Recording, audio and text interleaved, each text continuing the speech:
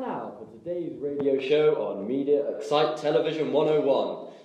Today we're discussing some issues on some latest media products we have had the true pleasure of witnessing. My question for you, Callum and Kimberley, is this. Who would be the audience for your media product, and how did you attract, or more specifically, address your audience? Let's get talking. Well, Tom, it wasn't an easy process, but it's certainly been something we have put a considerable amount of thought into. To answer your first question, our specific audience that we aimed the piece at was a male audience aged around 15 to 30 years old. This, however, does not mean to say that we are solely aiming our piece at this group of people, because it would inevitably limit the potential number of viewers of our media product. Therefore, if we were to have completed the piece, we would have included a range of themes and characters so as to create a diversity of audience.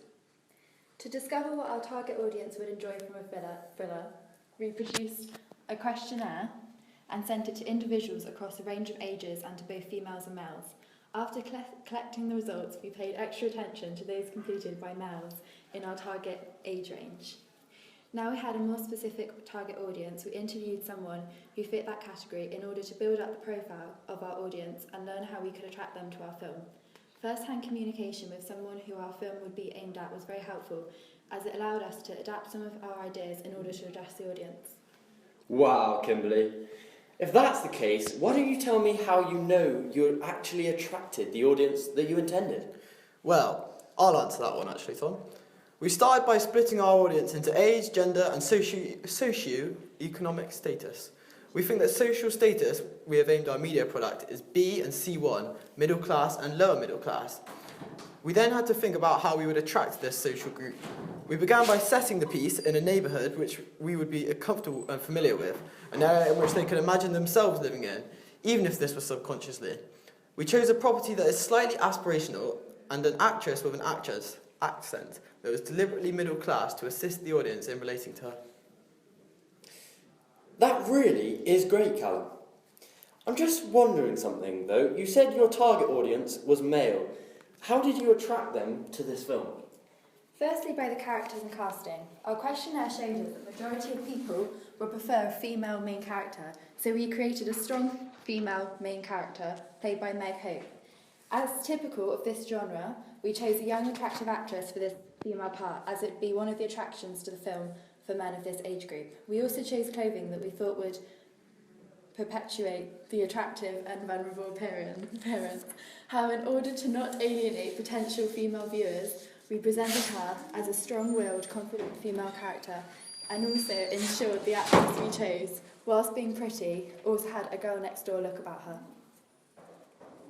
Furthermore, we made the protagonist character male, as this would become someone for the male target audience to relate to, as they would imagine themselves in his position. Unlike many male main roles in films, which are unrealistic, our main character was designed to be somebody who is believable and accessible, somebody that the audience could empathise with. The final thing you mentioned, and I'd like to discuss, is how you've managed to attract this age group of people. Tell me, if you would, Callum, what you've done to attract this young generation. Well, Tom, one of the main techniques we've used throughout this process is relatability. It was important for us that we didn't create division between our actors and our audience, and therefore we've used a variety of techniques. Most obviously in Meg, our main character, who is a young and eye-catching teenager. A young audience would be drawn to a character like her because she represents modern aptitude in her demeanour.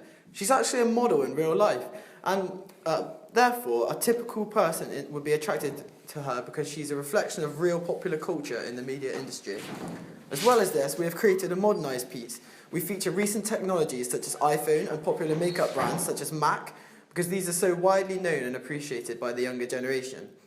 It is once again important to note, though, that our piece that these are features that help target a specific audience. However, we are not strictly directing our piece at one section of society, because this would be a limiting factor in the potential success of our media product.